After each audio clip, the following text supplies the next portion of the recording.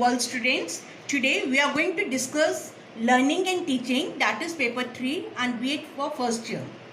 In my previous video, we had already discussed about the meaning of teaching and few characteristics. Again, I am going to discuss with you the meaning of teaching little bit. Teaching होता क्या है, शिक्षण क्या है?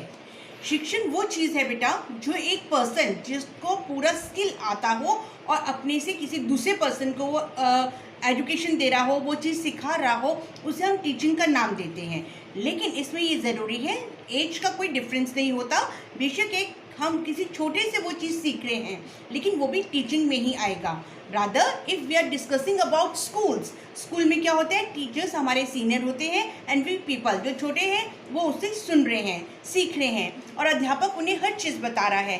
कल मैंने आपके साथ कुछ कैरेक्टरिस्टिक्स को डिस्कस किया था, जिसमें मैंने डिस्कस किया था tripolar process, interactive process, multiple phases and today I am going to discuss multiple levels, बहुस्तरीय. अब अध्यापक जब पढ़ा रहा है, जिस तरह से हमने कल डिस्कस किया था मल्टीपल फेसेस, जहाँ पर टीचर ने अपनी प्लानिंग की है कि पढ़ाने से पहले उसे क्या क्या डिस्कस करना है, बीच में क्या क्या डिस्कस करना है बच्चों के साथ और बाद में किस तरह से उसे टैकल करना है. इसी तरह से यहाँ पर है कि जब मल्टीपल लेवल आता है, बहुस्तरीय, इन हिंदी भी कॉल इट बहुस्तरीय, यहाँ पर शिक्षण में क्या होगा, अध्यापक पढ़ा रहा है. सबसे पहले हम कहेंगे मेमोरी लेवल, स्मृति स्तर.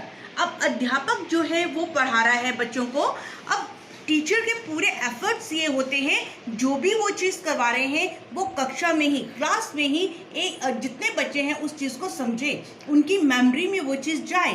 वो कब जाएगी, जब अध्यापक उसकी पुनरावृत्ति कर रहा है, रिपीटेशन कर रहा है, उस चीज़ पर स्ट्रेस दे रहा है जो इम्पॉर्टेंट है. उससे क्या होगा, बच्चों का मेमोरी लेवल हाई होगा. इसी में सेकेंड पॉइंट है अंडरस्टैंडिंग लेवल. इट मीन्स बोध करवाना, जो चीज़ समझाई जा रही है उसको अंडरस्टैंडिंग करवाना. बच्चों को किस तरह से अंडरस्टैंड वो करेंगे, जब अध्यापक ऑब्जर्वेशन करेगा उनकी, या अध्यापक उनका टेस्ट लेगा, या कक्षा में ही उनसे उससे संबंधित जो वो पढ़ा रहे हैं उससे संबंधित क्वेश्चन पुट अप करेंगे. तो देखिए वो बच्चों को एकदम टीचर समझते हैं, क्या ये बच्चे समझ पाए हैं इस चीज़ को या नहीं समझ पाए हैं. और ये टीचिंग का बहुत ही इंपॉर्टेंट एक लेवल होता है कि अंडरस्टैंडिंग आनी चाहिए, सामने वाले को उसको कॉन्सेप्ट क्लियर करवाना है. ये टीचर की सबसे बड़ी ड्यूटी है. दैन रिफ्लेक्टिव लेवल, यहाँ पर है चिंतन स्तर.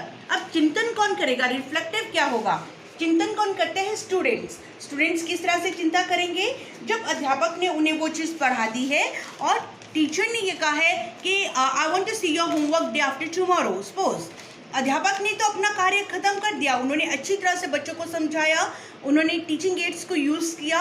अब बच्चों पर रिफ्लेक्शन कैसे पड़ेगा इसका, जब बच्चा उस चीज़ को अपने आप अटेम्प्ट करेगा. अगर आपको टीचर ने होमवर्क दिया है, सपोज क्वेश्चन आंसर्स आपको दिए गए हैं, अब मैम ने तो या मैम या सर ने स्कूल में आपको समझा दिया, जब बच्चा उसे पेन डाउन करेगा, वो लिखेगा, तब उसे ये समझ आएगा कि क्या उसका रिफ्लेक्शन, जो वो समझ रहा था, जो उसकी मेमोरी में था, वो ठीक है या नहीं है. अगर वो नहीं है तो इसका मतलब उसका रिफ्लेक्टिव लेवल, चिंतन स्तर जो है बिल्कुल नहीं है. तो यहाँ पर टीचर जब पढ़ाते हैं तो उन्हें मेमोरी लेवल, अंडरस्टैंडिंग लेवल और रिफ्लेक्टिव लेवल को बहुत ध्यान से बताना होता है. रादर ये मल्टीपल लेवल जो भी है, इसे फिर से मैं एक बार आपके साथ डिटेल में डिस्कस करूँगी. Then next point is intentional. It means आशापूर्ण. इंटेंशनल का मीनिंग यहाँ पर क्या है, जब टीचर कोई भी चीज़ कक्षा में पढ़ा रहे हैं तो आप देखिए वो सामने वाले का बिहेवियर चेंज करते हैं. बिहेवियर चेंज करना क्या है, जब बच्चा अपनी बुक खोल के बैठा था, उन्हें कुछ कॉन्सेप्ट क्लियर नहीं थे, बट टीचर ने इंटेंशनल, आशापूर्ण तरीके से उनका बिहेवियर चेंज किया थ्रू दियर टीचिंग एड्स, या उस चीज़ को एक्सप्लेन करके या उसके डेमो देकर, किसी भी एंगल से मैम ने जो था बच्चों का बिहेवियर चेंज किया, तो उसे हम कहते हैं इंटेंशनल. और ये हर क्लास में हर टीचर करते हैं, through explanation, through demo, through project method, through assignments, किसी भी के द्वारा भी हम इंटेंशनल यानी कि दूसरे का बिहेवियर चेंज करते हैं. Next point is communication. आप भी समझते हैं संप्रेषण.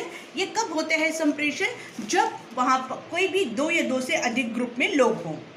अगर एक टीचर कम्युनिकेट नहीं करेगा अपने स्टूडेंट्स के साथ, क्या आप समझते हैं कि टीचिंग पूर्ण हुई? बिल्कुल भी नहीं। जब तक टीचर बच्चों के साथ कम्युनिकेट नहीं करेगा रिगार्डिंग देयर सब्जेक्ट मैटर, विषय वस्तु जो भी है, अगर टीचर उसको अपने कॉन्सेप्ट को क्लियर करने के लिए बच्चों से क्वेश्चन पुट अप करेगा, naturally that is a communication. Through assignments भी हो सकता है, फेस टू फेस भी हो सकता है, टेलीफोनिकली भी हो सकता है। ये डिपेंड करेगा अकॉर्डिंग टू द सिचुएशन कि कम्युनिकेट किस तरह से किया जा रहा है। और ये बेटा टीचिंग का बहुत इंपॉर्टेंट एक पार्ट है।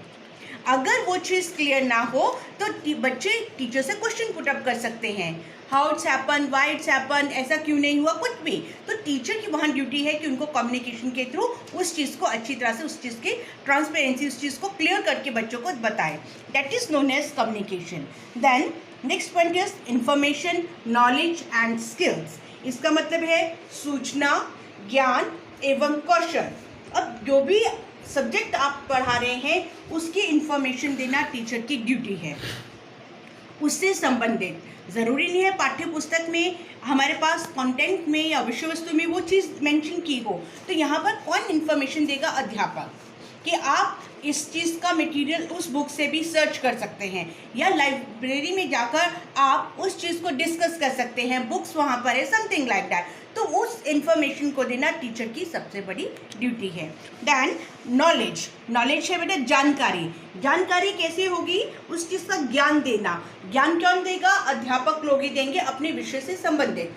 अगर अध्यापक को अपना ज्ञान है, नेचुरली वो बच्चों को अच्छी तरह से उस चीज़ का ज्ञान देंगे, नॉलेज देंगे। लेकिन आजकल प्रेजेंट सिनेरियो क्या हो गया है, I had seen many person कि जिनको अपने उस चीज़ की नॉलेज नहीं है और वो उस चीज़ का वो ज्ञान दे रहे हैं। ऐसा नहीं होना चाहिए। सबसे पहले उसका ज्ञान होना एक अध्यापक के पास बहुत ज़रूरी है।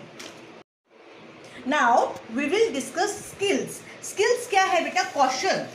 अब कौशल हर सब्जेक्ट के अलग अलग होते हैं। सपोज एक साइंस का अध्यापक है, उनके पास कौशल अलग होंगे। क्यों? क्योंकि वो लैब में ले जाकर बच्चों को उस तरह से हर चीज़ का स्किल बताएंगे कि किस तरह से किसी चीज़ को फाइंड आउट करना है, गैसेस बनानी है, या बायो का कोई प्रैक्टिकल करना है। लेकिन अगर आप कहेंगे मैम संस्कृत का भी क्या स्किल है? बिल्कुल है बेटा, बहुत इंपॉर्टेंट विषय है। उसके लिए भी लैंग्वेज लैब का होना ज़रूरी है, जहाँ पर ले जाकर अध्यापक बच्चों को उच्चारण संबंधित सब बता सकता है। इसी तरह से अंग्रेजी, हिंदी हमारे विषय है, वहाँ भी स्किल का होना ज़रूरी है। अगर टीचर का अपना ही प्रोनाउंसिएशन ठीक नहीं होगा, आप अपने आप देखिए बच्चा क्या सीखेगा। तो वहाँ पर उस कौशल का होना भी बहुत ज़रूरी है। और एक अध्यापक अपने अध्ययन पीरियड में जब वो पढ़ रहा होता है, तब उसे ट्रेनिंग के दौरान स्किल्स सिखाए जाते हैं कि किस तरह से बच्चों को वो स्किल समझाने हैं। ये टीचिंग में बहुत ज़रूरी है। और हर किसी का पढ़ाने का अपना अपना एक मेथड होता है, लेकिन ये मेथड कैसे होगा ये उस टीचर पर विशेष रूप से डिपेंड करेगा। सबसे पहले हमारी वॉइस वो हाई पिच होनी चाहिए। बिल्कुल स्लो बोलेंगे तो सारी क्लास को नहीं सुनाई देता, ये भी एक स्किल है। क्लास में आके बच्चों को या स्माइल देना, या उनको विश करना, उनके आंसर देना, एनीथिंग। आप देखिए वो भी टीचर का अपना कौशल है कि बच्चे वहीं से उन टीचर की तरफ अट्रैक्ट होते हैं। और जब टीचर अपना अच्छी तरह से किसी भी चीज़ को प्रेजेंट करेंगे, बच्चे उस विषय के प्रति ज़्यादा से ज़्यादा रुचि दिखाते हैं। Now we will discuss next point, that is motivation to learn. अधिगम की अभिप्रेरणा। अब अधिगम की अभिप्रेरणा क्यों ज़रूरी है? आप अपने आप देखिए, मोटिवेशन, अभिप्रेरणा। कोई भी आप कार्य कर रहे हैं, अगर आपको ये कहा जाए गुड, वेरी गुड, आप उस चीज़ को कहीं ना कहीं दिल से करने लगते हैं। अगर आपको एक बार डिसहार्टेड किया जाए, it's very weak, you are very weak, it's not good, तो आप कहीं ना कहीं डिसहार्टेड होंगे और उस कार्य को करेंगे ज़रूर, लेकिन इतनी रुचि के साथ नहीं। तो यहाँ पर टीचर जब कोई भी चीज़ बच्चों को पढ़ा रहे हैं, तो उन्होंने इस चीज़ को देखना है कि समय समय पर वो बच्चों को मोटिवेट करें, अभिप्रेरित करें, जिससे उनका विषय जो है बच्चों को अच्छी तरह से समझ आ जाए। Then guidance and other points we will discuss in a next video. Thank you very much.